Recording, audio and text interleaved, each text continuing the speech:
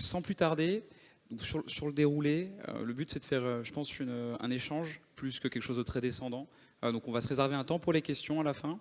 Et concernant les participants, je pense que ça va être assez libre pour réagir. Je vais peut-être vous proposer de vous représenter très rapidement quand on va attaquer. Donc je me tourne d'abord vers toi, Laurent. Si tu peux nous dire un petit mot déjà sur qui tu es et comment tu es arrivé finalement aujourd'hui dans la crypto. Et finalement, j'ai aussi prévu mes notes. Concernant DLPK, est-ce que tu pourrais nous donner des exemples concrets de la manière dont DLPK, et plus précisément Norcia, je pense que tu nous toucheras un petit mot là-dessus, intègre des solutions crypto dans ses offres traditionnelles?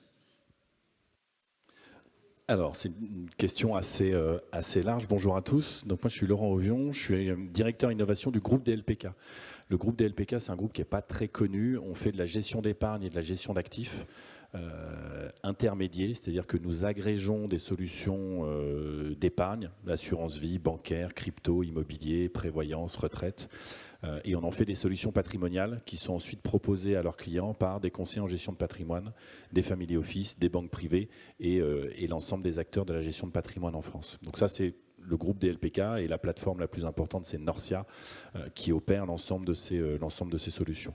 Et pour donner un ordre de grandeur, c'est le premier groupe indépendant qui, aujourd'hui, c'est à peu près 12 milliards d'euros d'encours gérés sur l'ensemble des produits que je viens de vous indiquer. Et moi, je m'occupe de toute la partie innovation. Moi, la crypto, j'ai eu mes premiers contacts avec la blockchain, pas la crypto, j'insiste, fin 2015. J'étais à l'époque dans un groupe bancaire qui s'appelle le Crédit Mutuel Arkea, et on avait fait un projet de distribution décentralisée de KYC, de connaissance client, pour faire du partage d'informations entre les différentes entités du groupe. Voilà. Et c'est à partir de la blockchain qu'on m'a parlé de Bitcoin, et puis ensuite toute la suite depuis 2015. Et le groupe, nous on avait un sujet chez DLPK, je suis chez DLPK depuis 2016, c'est justement comment est-ce qu'on peut proposer des produits à des conseillers en gestion de patrimoine qui font un métier qui est extrêmement réglementé, régulé, donc ils ne peuvent pas proposer n'importe quel type de produit. En tout cas, nous, on ne peut pas leur proposer n'importe quoi. Et donc, de ce fait, on a été très intéressés par la loi Pacte de 2019 et la création du statut PSAN, prestataire de services en actifs numériques en France. Et c'est à partir de ce moment-là qu'on a commencé à s'intéresser au sujet et de se dire, là, on va avoir un cadre légal et réglementaire qui va permettre de mettre en relation nos partenaires, conseillers en gestion de patrimoine et autres, et leurs clients, avec des acteurs qui peuvent proposer un certain nombre de produits.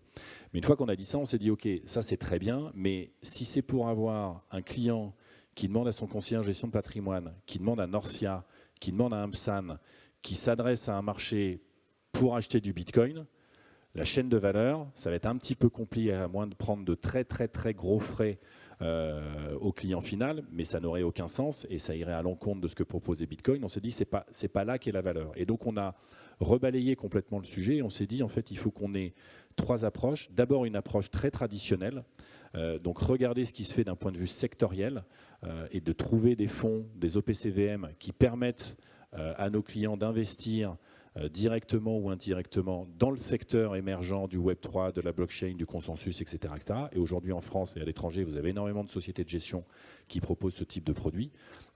Financière d'Arbevel, Tobam, Rothschild, AXA IM qui fait partie des premiers, BNY, Mellanion. Donc aujourd'hui, et ça, ces produits-là, ils sont accessibles pour certains en assurance vie, dans un plan d'épargne retraite, et ça fait du sens. Le deuxième sujet pour nous, c'était de se dire, mais finalement, est-ce qu'il ne faut pas aussi jouer à plus long terme les futures licornes, les futures pépites? Alors ce sont des investissements qui sont beaucoup plus risqués, c'est du private equity, mais on a aussi des fonds aujourd'hui en France et en Europe qui sont extrêmement intéressants qu'on peut proposer à nos clients.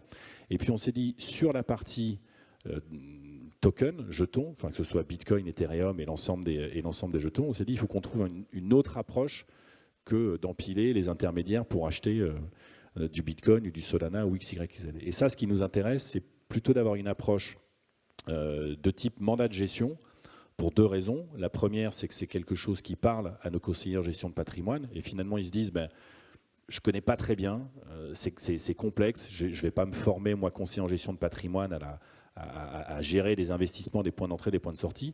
Par contre, la gestion sous mandat, c'est quelque chose que je comprends. Début des années 2000, il y avait énormément de gestion sous mandat sur l'émergence d'Internet, des télécoms.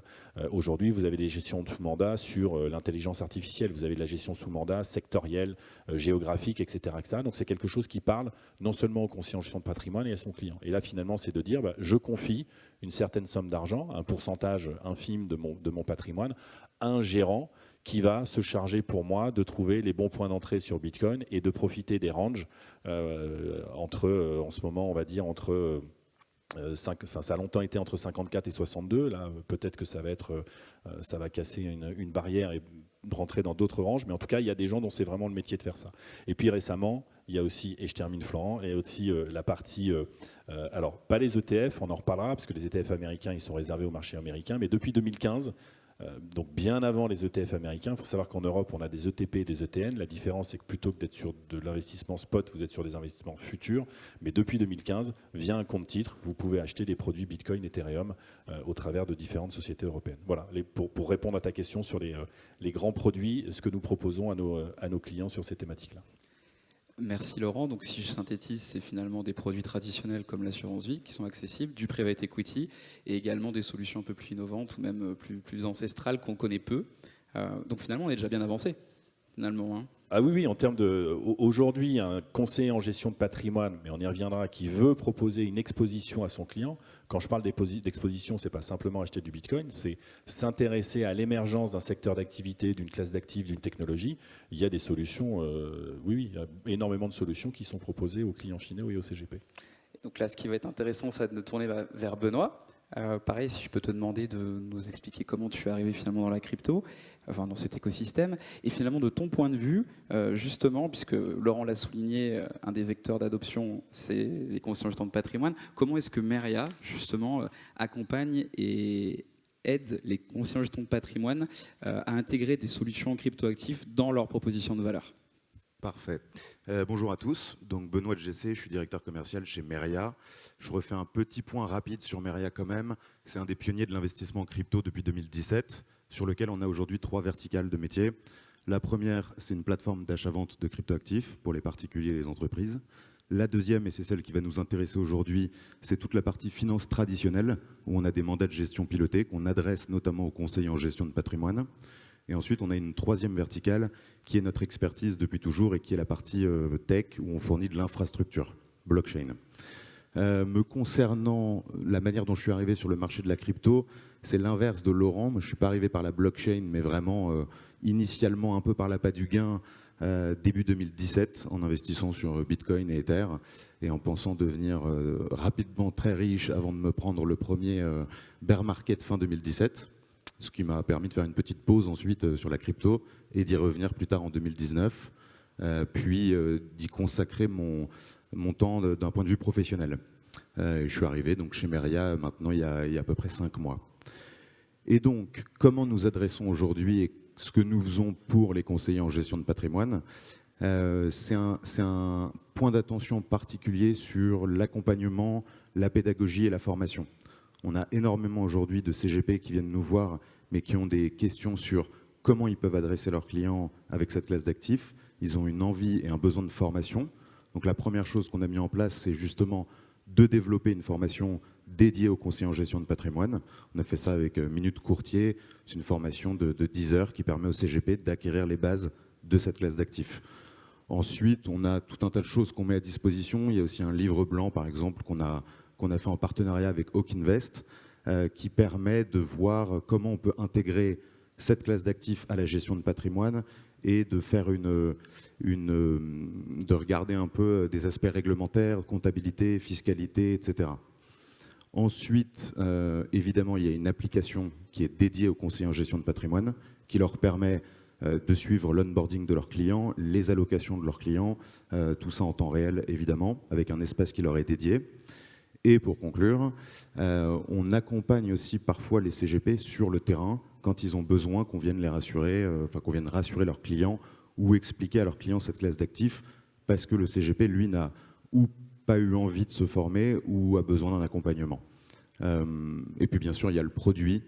le produit où là, on est allé emprunter justement des codes un peu de la finance traditionnelle pour proposer à des CGP quelque chose qu'ils maîtrisent dans le concept, donc à savoir des mandats de gestion pilotés avec 3 types d'investisseurs, donc enfin 3 types de mandats, les mandats prudents, équilibrés, dynamiques que tout le monde connaît. Donc pour avoir quelque chose de simple. Voilà. Très clair, merci Benoît. Donc si je comprends bien, tu reprends les codes de la finance traditionnelle pour réussir à traduire finalement et à inciter, à guider les gens, les conseillers en gestion de patrimoine sur cette voie de démocratisation. Exactement. C'est une transition parfaite que je peux faire avec Valéria. Donc pareil, je dirais le meilleur pour la fin. Si tu peux nous dire un petit peu comment tu es arrivé sur ces thématiques crypto-blockchain. Et également, donc, la question que je voulais te poser, c'est que finalement, de ce qu'on comprend, on a des acteurs traditionnels comme DLPK, Norcia et d'autres qui ont déjà des solutions en place. On a des acteurs crypto, finalement, comme Meria, enfin crypto-natifs comme Meria, qui font de la pédagogie. Il y a eu une table ronde qui parlait avant de régulation. On ne va pas tout refaire. Mais où en est finalement la régulation des cryptoactifs en Europe et comment les institutions financières traditionnelles se préparent-elles à ce cadre réglementaire de ton point de vue? Merci beaucoup. Bonjour à toutes et à tous. Pour présenter Anacofi en quelques mots, il s'agit de la première association de conseil en investissement financier, mais pas que. Nous avons aussi un volet courtage et un volet immobilier. Le but de l'association, c'est d'une part représenter les intérêts des gestionnaires en patrimoine, qu'ils soient CIF, qu'ils soient courtiers ou qu'ils soient intermédiaires en immobilier, et à la fois les contrôler et vérifier leurs accès à la profession, de manière à ce que face à un consommateur investisseur, il y ait le professionnel le plus formé possible, le plus réglementé possible, et qui respecte les règles mises en place par les autorités européennes et ou françaises.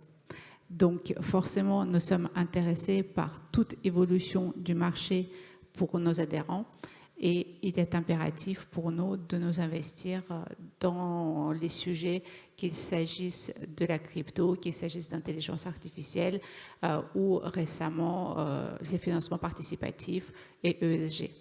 Donc, en ce qui me concerne personnellement, je suis tombée dans la crypto par hasard. J'étais parlementaire de 2017 à 2022 et j'avais travaillé pour une organisation qui réunit à la fois des sénateurs et des députés sur le sujet de la blockchain en général. Donc, on avait produit un rapport pour nos collègues pour qu'ils appréhendent la technologie, qu'ils comprennent s'ils doivent légiférer dessus, de quoi il s'agit. Et ensuite, très rapidement, la loi Pacte est arrivée et donc j'ai co-rédigé avec d'autres collègues le texte concernant les PSAN de la loi Pacte. Donc aujourd'hui, en ce qui concerne la réglementation, elle évolue à nouveau. Donc on avait le statut PSAN depuis 2018 en France. Ce statut a beaucoup plu aux autorités européennes. Et donc, les autorités européennes se sont inspirées pour proposer une réglementation qui va être diffusée sur l'ensemble du territoire européen, qui s'appelle MiCA. Le but de cette réglementation, c'est déjà de faire la différence entre les instruments financiers et les autres types de cryptoactifs. Donc, tout ce qui est instruments financiers, un petit peu ce que vous avez décrit tous les deux tout à l'heure, les instruments financiers ne sont pas régulés par MiCA. Ils sont considérés comme n'importe quel instrument financier en Europe, les actions, les obligations, et donc à partir de là, ils rentrent dans la réglementation dite classique. Et tout ce qui n'est pas instrument financier rentre dans la réglementation MiCA, et donc ceux qu'on considérait comme PSAN sur le territoire français devront aller chercher une nouvelle agrémentation auprès de l'autorité des marchés financiers qui s'appellera PSCA. C'est les mêmes couleurs, avec un certain nombre de règles supplémentaires qui ont été mises en place par la réglementation MiCA. Et donc cela est toujours dans le but, parce que le législateur, qu'il s'agisse du législateur français ou européen, a toujours pour moteur la protection du consommateur. Donc à partir de ce moment-là, on cherche de la régulation, de la transparence, un équilibre en termes d'information à destination du consommateur final, de l'investisseur. Et donc, c'est pour cela que la réglementation est mise en place. Maintenant, nous, en tant qu'association professionnelle, nous sommes intéressés à ce que nos conseils en investissement financier, donc les CIF, puissent accéder aux conseils sur crypto non instruments financiers. Et pour le moment, on est en grand débat avec l'autorité des marchés financiers sur le sujet, parce que nous estimons que si on enlève ce chaînon de l'écosystème, on risque pour le coup ralentir peut-être le développement et l'investissement sur tout ce qui va être innovation, qui va sortir du cadre du classique des instruments financiers. Merci Valéria. Donc, si je comprends bien, la défense des intérêts des conseillers en investissement financier et une vision un peu plus large, un peu plus long terme sur ce que sera le devenir demain de l'industrie en France. Ça me fait une nouvelle transition, je trouve, parfaite pour Laurent. Donc, en parlant justement de conseillers en investissement financier, toi, de ton point de vue, comment justement eux, aujourd'hui, réagissent-ils à ces solutions que vous leur proposez? Et au-delà de ça, si tu as des retours un peu même des clients finaux, comment finalement cette intégration, ce ruissellement dans les portefeuilles traditionnels se perçoit de ton niveau? Alors, sur le groupe des LPK, on travaille à peu près avec 2400 intermédiaires, qui soient conseillers en gestion de patrimoine, banquiers privés, family office. Ce qu'il faut bien comprendre au préalable, c'est que ces acteurs, ce sont des acteurs traditionnels qui ont l'habitude de faire de l'assurance vie, des produits bancaires, aujourd'hui des produits structurés, de l'immobilier. Donc c'est de la gestion de patrimoine. La gestion de patrimoine, c'est une vision à 3 ans, 5 ans, 10 ans, 15 ans, voire plus. Ce ne sont pas des acteurs qui font du trading, de la prise de risque, ça c'est autre chose. Peut-être que certains de leurs clients ont des poches dans leur allocation globale de patrimoine sur lesquelles ils s'amusent avec d'autres, mais le métier de la gestion de patrimoine, ce n'est pas celui-là. Ce qui fait que un produit comme la crypto, qui est extrêmement volatile, qui, du point de vue, je ne dis pas qu'ils ont raison, mais du point de vue des investisseurs, enfin des conseillers en gestion de patrimoine, ils ont un peu de mal à le matérialiser, à le comprendre, à creuser, enfin, tout le travail que beaucoup font dans la salle et que nous avons fait, que j'ai fait moi depuis 2015, de comprendre ce que c'était, à quoi ça servait, quel était l'objectif, c'est quelque chose, voilà, les conseillers en gestion de patrimoine ne font pas ça. Donc il y a une certaine forme de défiance, mais de défiance pas par rapport à Bitcoin et aux actifs numériques, mais de défiance par rapport à son comportement d'un point de vue financier. Et quand vous avez un actif qui, en l'espace de 18 mois, a été divisé par 4, voire 5, puis remultiplié par 4, voire 5 en 18 mois, hein, pas en 5 ans, en 18 mois, du point de vue des acteurs de la finance traditionnelle, ça descend beaucoup trop vite pour eux et ça remonte beaucoup trop vite pour eux. C'est-à-dire que moi, j'ai passé 2 ans à répondre à des questions qui étaient « alors, tu te rends compte, ça va encore baisser, je rentre ou je rentre pas ou ça va... Ah non, j'attends un peu. » Et en dessous de $20 000, je leur disais bah, « là, quand même, c'est... » en termes de, ok, ça peut aller à 16, ça peut éventuellement aller à 12, mais enfin bon, là, en termes de points d'entrée. Et encore une fois, dans une vision à 3, 5 ou 10 ans, je considérais que le risque était extrêmement faible. Après, je ne suis pas conseiller en investissement financier, ce n'est pas mon métier, mais quand on me posait la question, je disais, à titre personnel, je trouve ça plutôt pertinent. Et puis c'est remonté très vite. Puis à 25, ils m'ont dit, je vais peut-être attendre que ça rebaisse un peu. Puis à 30, j'ai un. Et puis là, on est à 68 ce matin.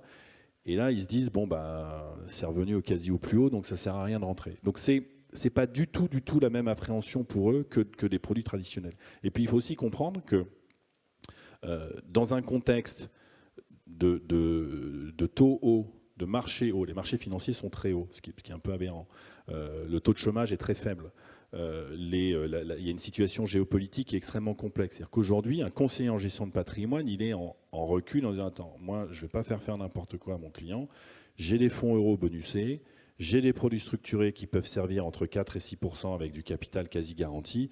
Je me blinde là-dessus et je ne vais pas sur de l'exotique. » Là où je pense qu'ils se trompent, mais c'est eux qui décident, c'est pas moi, là où je pense qu'ils se trompent, c'est que c'est justement parce que globalement, tout ce qui est proposé aujourd'hui, c'est extrêmement prudent et extrêmement conservateur.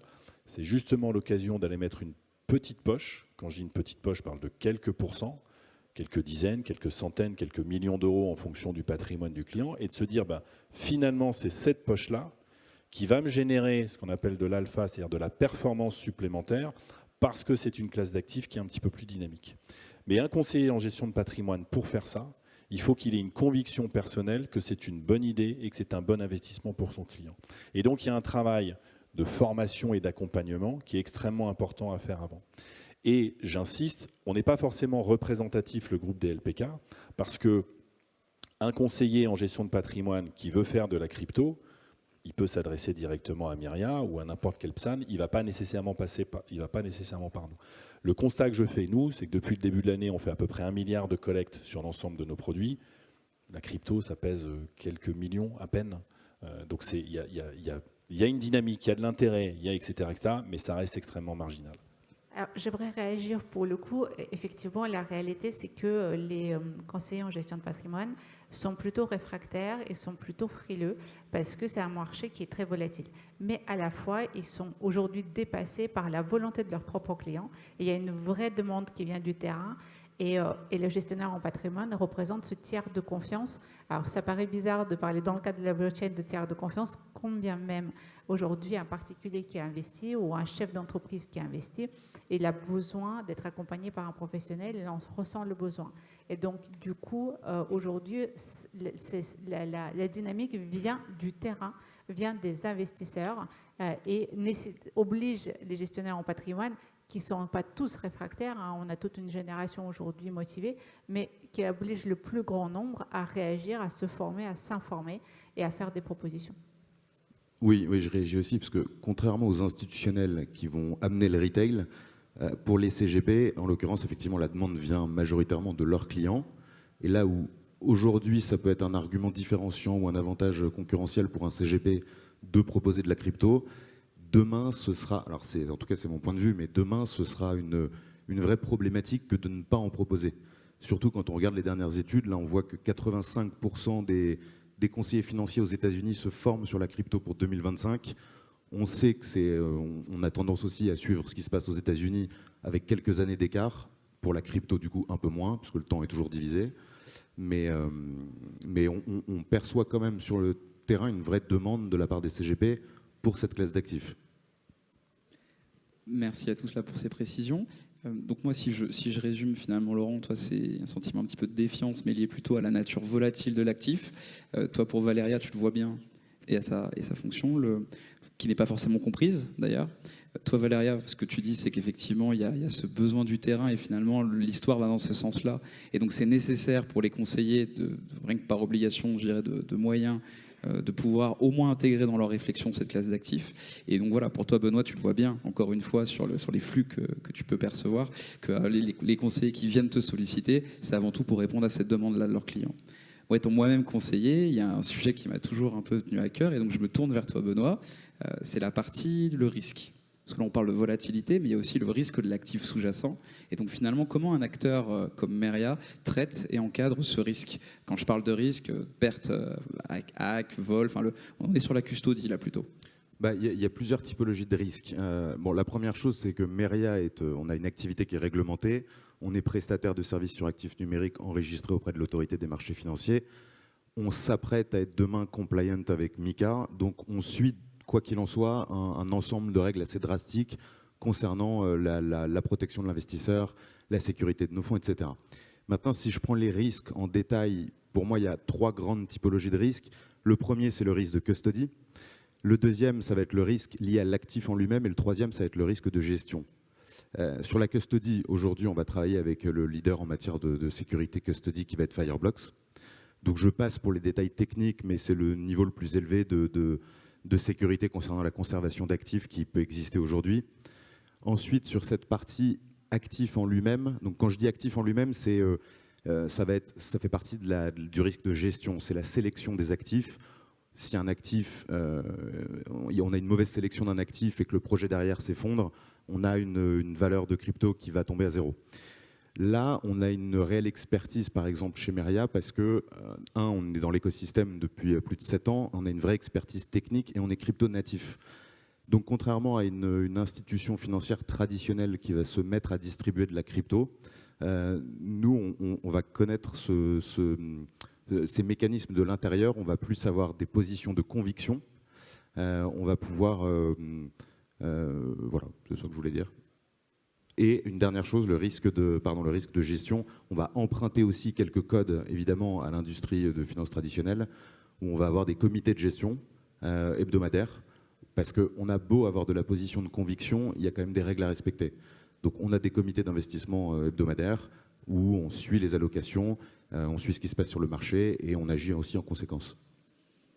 Donc, si je synthétise, c'est que finalement, comme un peu dans la finance traditionnelle, vous répondez au risque par de l'expertise et par le fait de passer par des acteurs emblématiques qui ont déjà montré patte blanche et qui ont prouvé leur solidité, si je comprends bien. C'est ça, et parfois aussi avec des règles supplémentaires parce qu'on touche à la crypto. Notamment le statut PSAN et puis la réforme européenne qui arrive avec MiCA. Et c'est parfait, encore une fois, pour me tourner vers Valéria.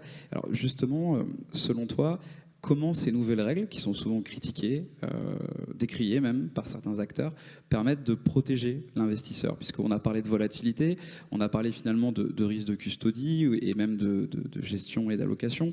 Mais finalement, voilà, de ton point de vue, comment on répond plus globalement justement à ce besoin d'aller protéger les investisseurs très vulnérables, des fois par l'appât du gain, comme certains d'entre nous aujourd'hui qui ont rentré dans la crypto par appât. Comment tu vois la chose? Alors, la réglementation est écrite évidemment pour protéger le consommateur. Il est protégé à travers plusieurs points de passage. C'est d'une part la découverte client, et ça, tous les CGP le font d'ores et déjà, et ce depuis des années, depuis la réglementation MIF 2 qui avait exigé cela au niveau européen. Donc, il y a toute la partie découverte, il y a toute la partie conseil, il y a toute la partie documentation, et information transparente. Tout cela est d'ores et déjà sur le marché. Ça va s'appliquer aussi aux cryptoactifs. Et en plus, c'est régulé et contrôlé non seulement par les associations professionnelles, mais aussi par les autorités que sont l'autorité des marchés financiers ou l'autorité de contrôle prudentiel. Donc, à chaque étape, le conseiller en investissement financier ou le courtier doit démontrer que sa démarche est saine, qu'il connaît les produits, qu'il a fait ses diligences vis-à-vis de l'opérateur avec qui il travaille, par là ou par là. Donc, tout cela et la transparence, tout cela a vocation à protéger le consommateur. Alors, évidemment, il y a des sinistres qui peuvent arriver, il y a des désaccords, il y a des incompréhensions, et c'est pour ça qu'en plus, ces acteurs-là, traditionnels, sont assurés en responsabilité civile professionnelle pour pouvoir faire face à ces typologies de sinistres. Donc, toute cette réglementation, finalement, est déjà ancienne sur le Conseil et elle est répercutée aujourd'hui de surcroît sur les cryptoactifs. En ce qui concerne MiCA, là, on est dans un échelon encore plus élevé puisqu'on sort des instruments financiers traditionnels et là, il y a des obligations à destination des opérateurs qui vont être les PSCA d'avoir de la cybersécurité, d'avoir des fonds en réserve pour pouvoir indemniser et ainsi de suite. Donc, on voit bien que pour chaque typologie d'actifs qu'on mettra face à un consommateur, la réglementation européenne et ou française demande des niveaux de garantie de plus en plus élevés de manière à pouvoir indemniser en cas de sinistre, en cas de problématique, en cas de désaccord, le consommateur. Donc finalement, le manque de réglementation, ou plutôt la transposition qu'on a essayé de faire en adaptant du droit déjà présent avant ces nouvelles technologies qui peut dépasser et compléter par ces nouvelles réglementations dans cette logique d'aller protéger. C'était déjà le cas de la loi Pacte. On se rendait bien compte que le marché évoluait et que la réglementation traditionnelle répondait à 80-90% à la problématique, mais qu'il manquait des éléments spécifiques liés aux cryptoactifs. Donc c'était déjà la réflexion en 2017-2018 sur la loi Pacte, et on voit bien que l'Europe a suivi la démarche quelques années après pour pouvoir diffuser cette réglementation à l'identique sur l'ensemble des pays. D'ailleurs, le texte n'est pas à transposition, c'est-à-dire que les parlementaires nationaux n'interprètent pas le texte, il est à application directe pour qu'il y ait une exacte application, exactement la même application sur l'ensemble des pays. Alors, ce n'est pas forcément le cas de toutes les autorités, hein, forcément la lecture peut être différenciée, c'est pour ça qu'il y a des négociations en cours sur le sujet. Après ces échanges qu'on a déjà eus, donc, en reprenant un peu le thème de notre table ronde, on parlait de convergence. Donc on se rend bien compte qu'il y a des acteurs traditionnels qui sont déjà équipés depuis quelques temps avec des solutions, qu'on a des acteurs crypto qui sont là présents et qui ont les épaules solides pour répondre aux besoins. On a des conseillers financiers qui sont accompagnés, qui se préparent à tout ça. Donc finalement, si on parle de convergence, là je vais me retourner vers Laurent, qu'est-ce que tu pourrais répondre finalement un petit peu aux sceptiques qui pensent que cette convergence finance traditionnelle et finance décentralisée crypto est encore très lointaine? Qu'est-ce que tu en penses, toi? C'est déjà une réalité. Enfin, il y a le nombre de projets, si on se cantonne à la France, Société Générale a monté une filiale qui s'appelle SG Forge depuis un certain temps, qui est la première structure agréée PSAN en France et qui opère sur la tokenisation.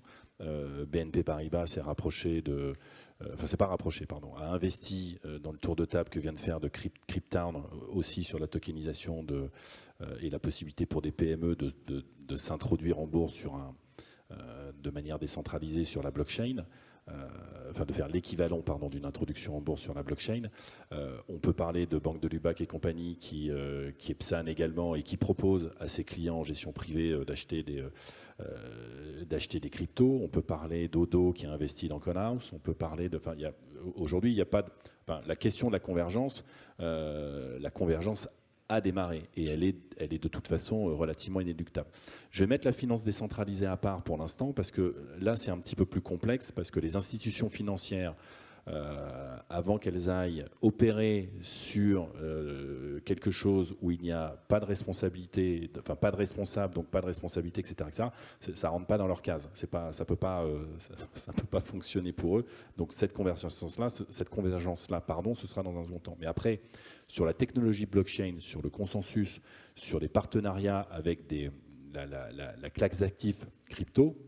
Ça, c'est quelque chose qui existe aujourd'hui aux États-Unis de la même manière, et de plus en plus d'acteurs traditionnels s'intéressent à ce que peut proposer Ledger sur la partie custody, Fireblocks sur la mise en place de solutions, Coinbase qui propose également ces solutions-là. Donc il n'y a pas la convergence, elle est là, elle existe. Après, elle est relativement marginale. Je venais de l'évoquer. Si je prends nos ratios de collecte entre la collecte globale et ce qui est fait sur les actifs numériques, c'est epsilonesque, mais il y a un réel intérêt, il y a une réelle convergence.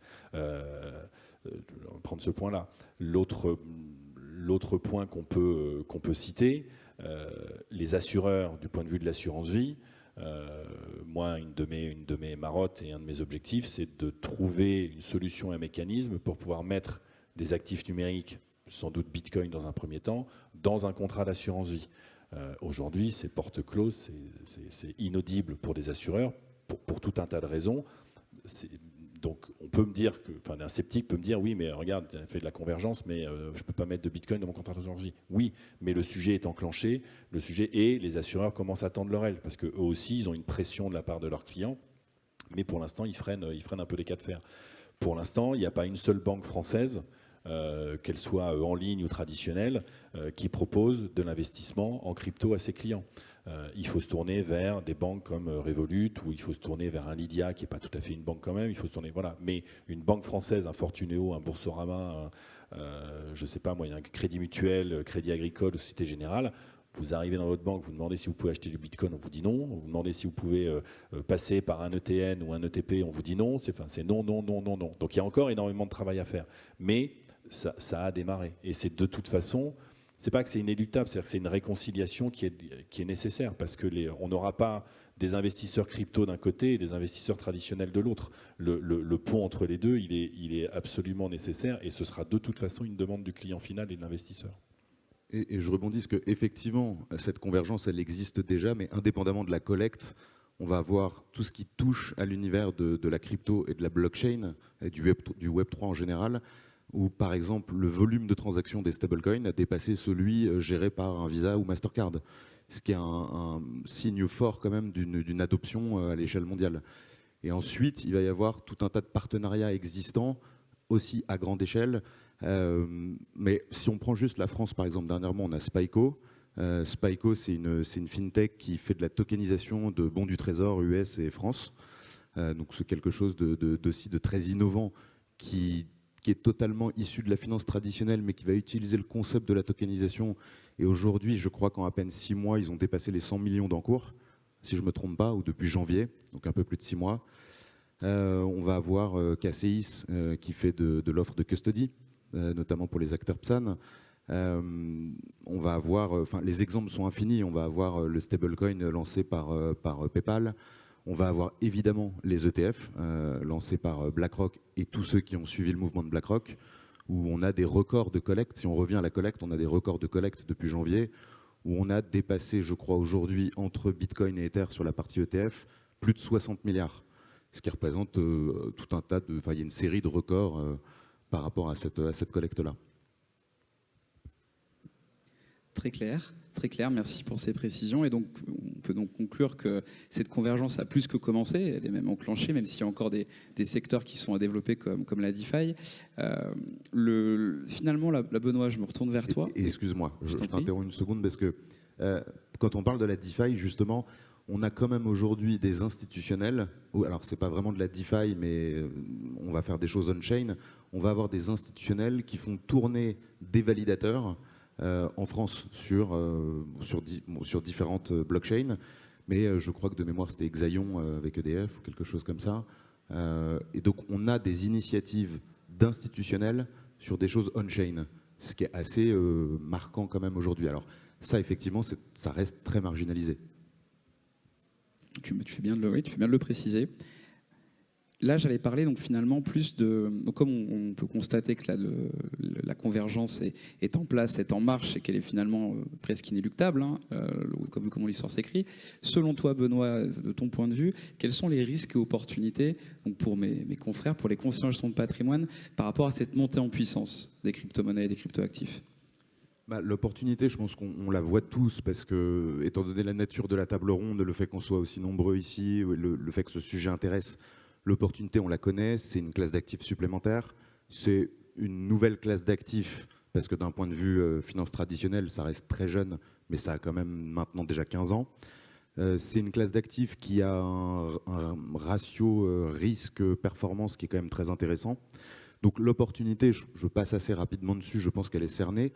Et le risque, je ne le vois pas tant sur la classe d'actifs en elle-même, surtout maintenant que l'offre s'institutionnalise. En revanche, c'est plus pour le conseiller en gestion de patrimoine ou l'entité de finance traditionnelle qui décide, elle, de ne pas franchir le pas. Et c'est un peu ce que je disais tout à l'heure, c'est que aujourd'hui c'est un avantage concurrentiel, demain ce sera un vrai problème de ne pas en proposer. Très clair. Encore une fois, il faut aller dans le sens du progrès si on ne veut pas être laissé sur le côté, si je comprends bien, et peut-être casser un peu certaines croyances aussi. On n'aura pas le temps de le faire aujourd'hui, c'est pas le but d'aller débunker, comme on dit, mais ça me permet de me tourner vers Valéria.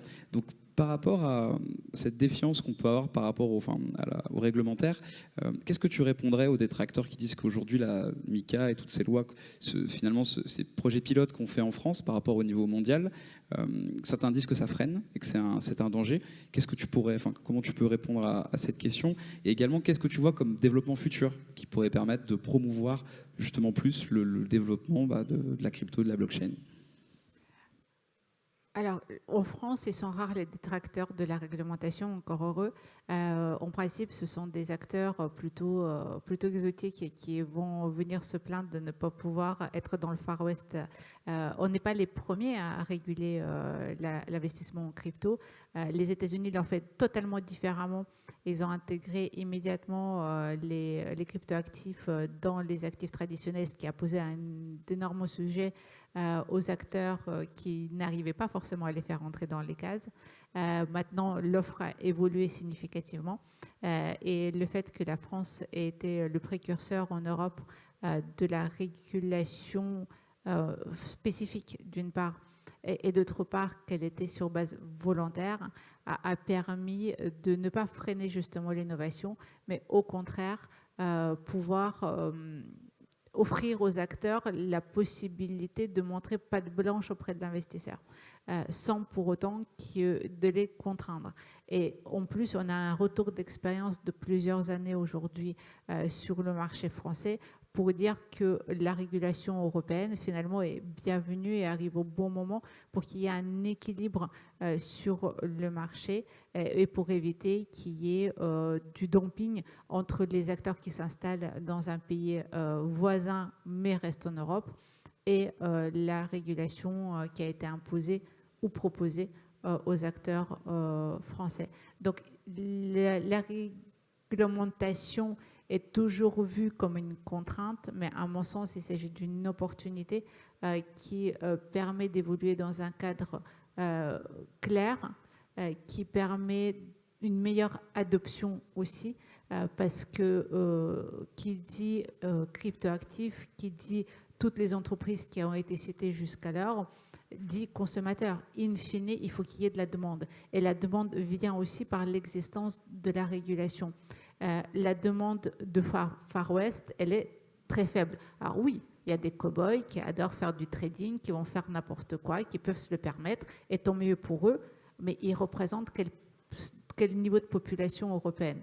0,01, alors que la régulation va permettre aux investisseurs plus traditionnels, plus posés, plus réfléchis, d'aller sur cette classe d'actifs en partant du postulat qu'à partir du moment où l'État ou l'Europe a mis une réglementation en place, il y a une certaine forme de sécurité, de sûreté. Et donc, on peut avancer et diversifier son patrimoine vers ces types de classes d'actifs. Et puis, c'est effectivement une opportunité, on le voit dans le fait d'avoir eu un cadre harmonisé à l'échelle européenne avec MiCA. On a énormément d'acteurs américains, des mastodontes du paiement comme Circle, des Coinbase, des Gemini, etc., qui sont venus installer leur bureau à partir du moment où on a eu un cadre réglementaire en Europe. Donc c'est effectivement une bonne opportunité, puisque c'était un total flou juridique encore à l'époque aux États-Unis, avec des attaques permanentes de la SEC. Donc oui, c'est une opportunité. Et puis il n'y a pas un acteur crypto en France qui n'est pas pour qu'il y ait une régulation. À partir du moment où le curseur est mis au bon endroit entre réglementation et le fait de ne pas étouffer l'innovation non plus, mais c'est certain qu'il faut qu'il y ait un cadre. Aujourd'hui, ce n'est pas encore parfait sur cette partie crypto, mais il y a une volonté, d'évoluer au fur et à mesure de la réglementation d'une part, et aussi d'accompagner et d'être présent sur les discussions qui vont permettre d'aider à la mise en place de cette réglementation et de mettre en place les meilleures pratiques possibles.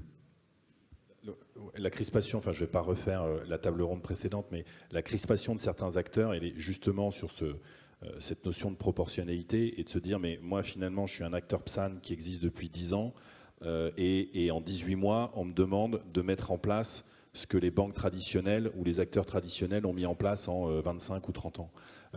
Et je peux comprendre que ce soit une marge qui est un peu haute pour beaucoup d'acteurs.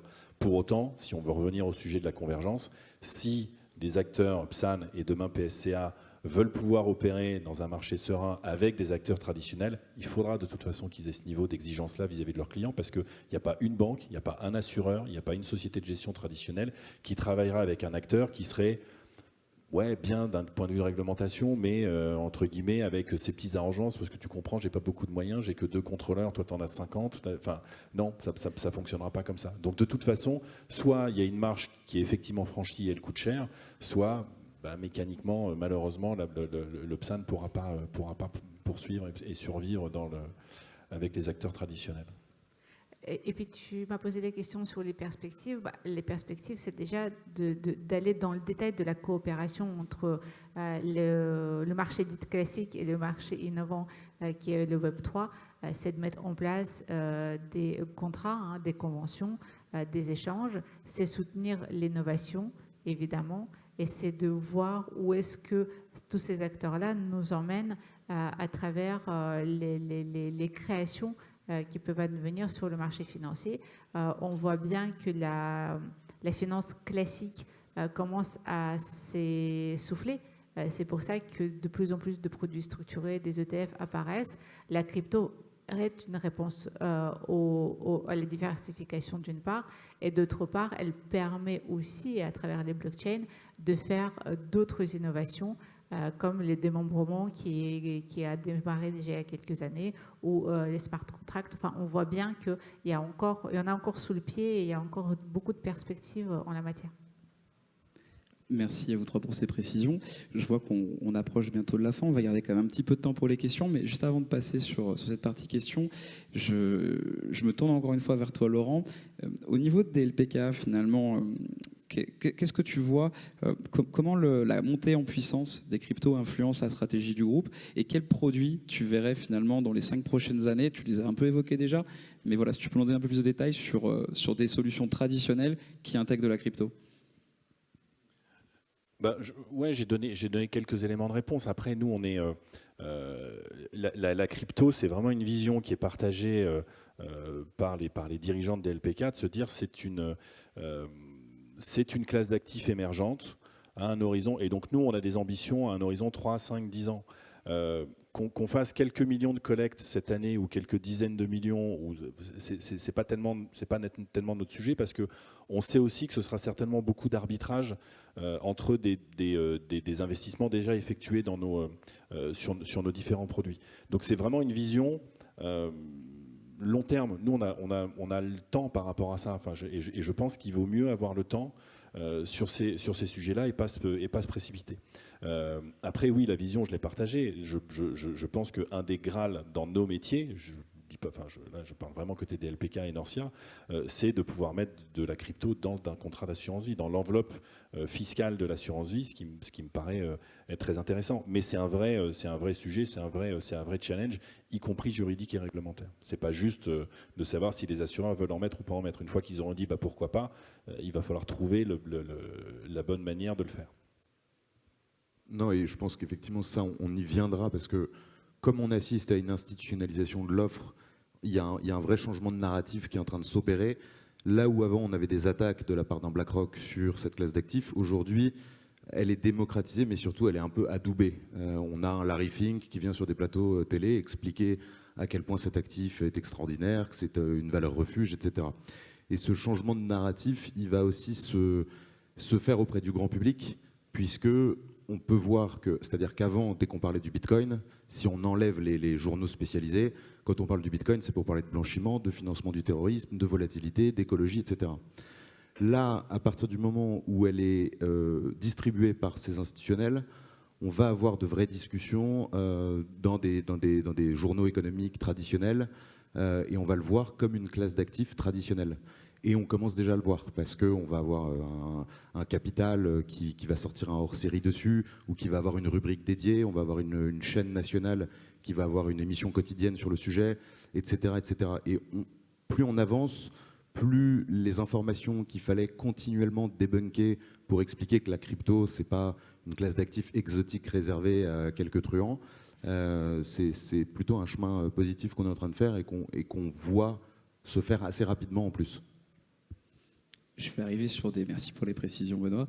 Je vais arriver sur une question plus générale à vous trois, avant qu'on passe à la partie questions. Et je vais peut-être d'abord commencer donc, pour répondre, Valéria.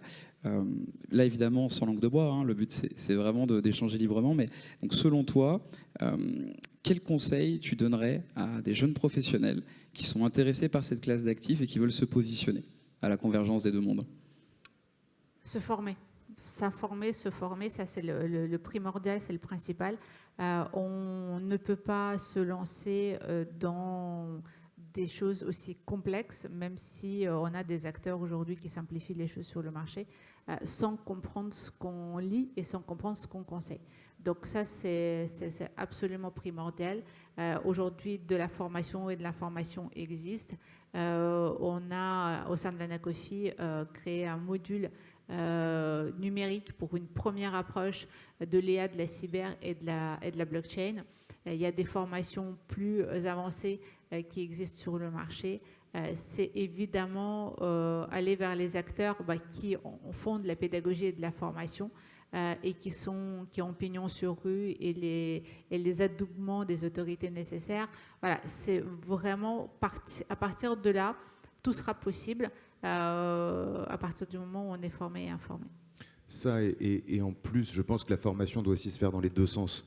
C'est-à-dire qu'il est important que les personnes qui soient issues de la finance traditionnelle se renseignent et se forment sur cette classe d'actifs, mais il faut aussi que les personnes qui soient uniquement crypto-natives ou Web3 natifs se renseignent sur le fonctionnement de la finance traditionnelle, sur ce qu'est un véhicule d'investissement, un ETP, un ETN, un ETF, la manière dont fonctionne une allocation de la gestion d'actifs, etc. Voilà, je voulais rajouter cette petite information. Là-dessus, certainement, l'autorité des marchés financiers va venir, c'est-à-dire qu'elle va finir par croiser les formations obligatoires qu'elle demande aux acteurs des uns et des autres marchés. Et donc, pour faire converger les deux, je pense qu'à terme, on aura quelque chose qui sera beaucoup plus fluide. Et on voit que les formations étaient très réservées des initiés avant, par des écoles spécialisées, par exemple, où aujourd'hui, on va avoir l'X qui propose une formation en ligne, on va avoir Dauphine qui propose une formation, et ça se démocratise aussi dans la formation scolaire, enfin universitaire. Alors oui, je ne vais rien ajouter sur cette partie-là, parce qu'on a effectivement les acteurs de l'écosystème Web3 ont besoin de développeurs, ont besoin de juristes, ont besoin de réglementation, ont besoin de commerciaux, ont besoin de personnes qui soient capables d'expliquer tout ce qui est fait. Et je dirais aussi, et pour ça que je parle vraiment d'écosystème Web3, la blockchain et tous les sujets qu'on vient d'évoquer ne s'arrêtent pas uniquement à la finance. Vous avez des choses extrêmement intéressantes à faire et à imaginer dans la logistique, dans l'art, dans les médias, voilà, en termes de formation. Les débouchés ne sont pas que dans la finance, qu'elle soit traditionnelle ou du côté des acteurs PSAN. Il y a énormément d'acteurs qui s'intéressent aujourd'hui à la blockchain, au consensus, au Web3 de manière très large. Merci pour ces éléments de réponse à tous les trois. Je pense qu'on l'a compris, hein, la convergence est en route et n'est pas près d'être arrêtée. Est-ce qu'il y a des questions éventuellement de la part de la salle? Je vous en prie. Bonjour, Franck Manoukian. Bonjour à tous. Cabinet Reg Sharp. Ma question s'adresse plus particulièrement à Valéria. Valéria, dans vos premiers points que vous avez abordés tout à l'heure, vous parliez à travers l'association que vous représentez, des CIF et donc du travail que vous faisiez avec l'AMF pour potentiellement réfléchir compte tenu de l'encadrement et du statut des CIF, d'une procédure peut-être plus simplifiée pour aller vers le conseil donc en crypto-actifs, pour diversifier cette offre, comme vous le disiez tous, qui permettrait évidemment de répondre aux besoins de leurs clients. À quoi vous pensez? Vous pensez à une procédure de type notification telle que d'autres acteurs plus institutionnels peuvent en bénéficier? Alors, le sujet est un tout petit peu complexe, mais dans le texte MiCA, oui, l'article 60 permet aux entreprises d'investissement d'avoir un régime ad hoc et effectivement une procédure simplifiée pour accès dans le conseil en crypto. La problématique se situe dans l'interprétation des juristes de l'autorité des marchés financiers et les nôtres, parce que le statut CIF est un statut franco-français. C'est une interprétation d'une autre réglementation que j'ai citée tout à l'heure, MIF2, qui a été adoptée et adaptée au marché français pour réguler les conseils en investissement financier. Et donc, au sens stricto sensu du texte européen, les CIF ne sont pas exactement ou totalement des entreprises d'investissement. Toutefois, il s'applique l'ensemble de la réglementation qui leur est dévolue. Donc là-dessus, on est encore en débat avec l'AMF, on est encore en négociation pour que cet article 60 s'applique aux CIF comme il s'applique aux autres acteurs du marché européen. Donc c'est bien d'avoir une procédure simplifiée de type notification. D'accord, merci. Merci. Merci pour cette question. Est-ce qu'il y en a d'autres? Merci, bonjour. Petite question pour Laurent, je voulais savoir, par rapport aux banques françaises, est-ce qu'il n'y a pas un risque qu'elles loupent le virage de la crypto?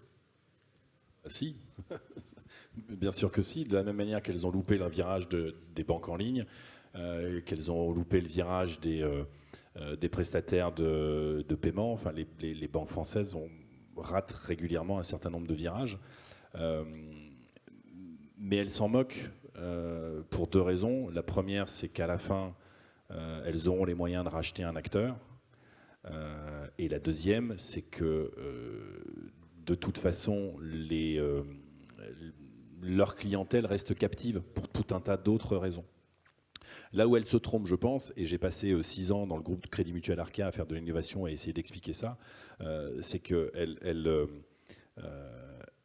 pense toujours, et ça c'est toujours vrai aujourd'hui, même si ça a un peu changé, elle pense toujours que leurs clients sont extrêmement captifs.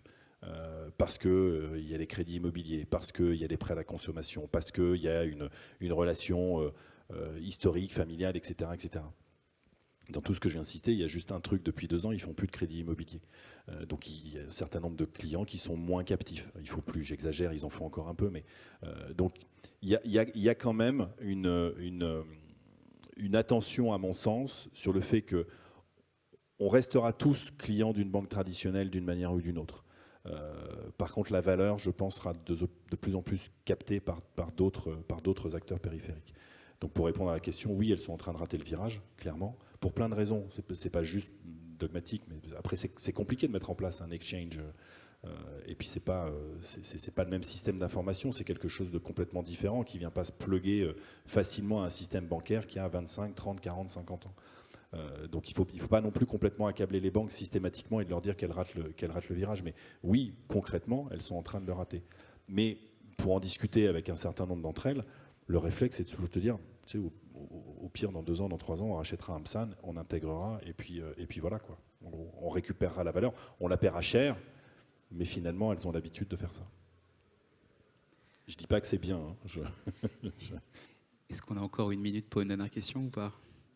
1 minute. Bonjour. Dans la TradFi et la crypto, l'une des convergences qu'on voit le plus, c'est la tokenisation. Et techniquement, les actifs du monde réel, les RWA. Il y a quelques années, les RWA, on parlait surtout de l'immobilier tokenisé. Aujourd'hui, on parle surtout des bons de trésor tokenisés. Le problème avec les bons de trésor, avec la baisse des taux d'intérêt, les intérêts vont baisser, donc il y aura moins d'attractivité pour ces produits-là. Pour l'immobilier, le marché secondaire, il y a très peu de liquidité sur ce marché-là aussi. Donc au final, la tokenisation, est-ce que c'est la bonne approche pour la TradFi et la crypto pour travailler ensemble? Parce que les solutions qu'on voit aujourd'hui sont assez limitées. On peut tenter de le faire à 3.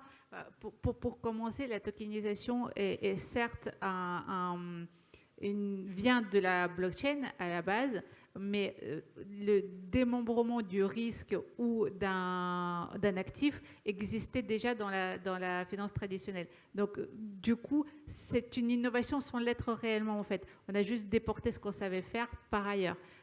Du coup, je vais te laisser compléter. Un fonds en euros en assurance vie, c'est de la tokenisation. Enfin, c'est juste qu'il n'y a pas la blockchain qui l'opère, mais c'est un fonds tokenisé. Une SCPI, c'est un fonds tokenisé. Donc on a longtemps cru que parce qu'on allait mettre quelque chose sur la blockchain, ça allait simplifier tout ce qu'il y avait derrière, notamment la partie marché secondaire. Non, si tu prends un produit immobilier, que tu l'opères dans une SCPI, que tu l'opères dans un club deal, que tu l'opères en direct, la réglementation qui s'applique à l'immobilier s'applique. Donc si tu le mets sur la blockchain, ça s'applique. Et donc là où tu te dis, je vais faciliter mon entrée en relation, je vais faciliter mon marché secondaire, je vais faciliter un certain nombre de choses. Non, tu peux technologiquement simplifier un certain nombre de choses et éviter des intermédiaires pour gagner un petit peu quelques bips de rentabilité, pourquoi pas. Mais tu vas pas révolutionner ta chaîne de valeur, et en tout cas, tu ne vas pas t'affranchir de toute la partie réglementaire. Pour autant, là où c'est intéressant, c'est que ça met en place quelque chose et ça démarre quelque chose. Tous les grands acteurs de la finance traditionnelle s'intéressent à la tokenisation.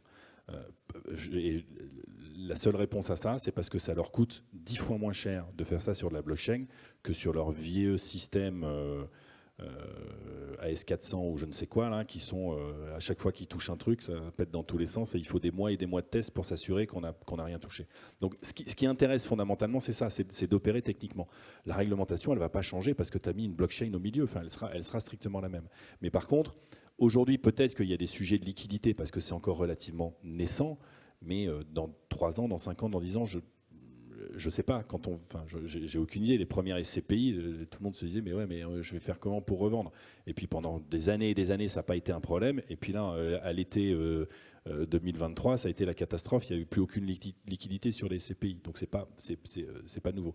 Ce qui est intéressant par contre, et je pense que là où les acteurs ont raison, c'est de vraiment faire un focus et de faire une verticale pour expérimenter le truc à fond et de ne pas se perdre dans X produits. Et donc ce que font des gens comme Spyco, ce que font des gens comme Cryptown, qui sont des acteurs français, c'est très intéressant parce que c'est une verticale et je vais essayer de bien travailler tout mon sujet de A à Z et le faire. Après, on est au tout début, ça reste des paris techniques, des paris de projet, des paris est-ce que c'est le bon sous-jacent ou non, ça on le saura dans 3 ou 5 ans. C'est plutôt très bien ce qui est fait, je trouve. Après, est-ce qu'il y aura un public, est-ce qu'il y aura une pérennité? Pour te répondre, il y a de l'avenir pour la technologie elle-même. Après, effectivement, quel sera le sous-jacent, ça on le verra à terme.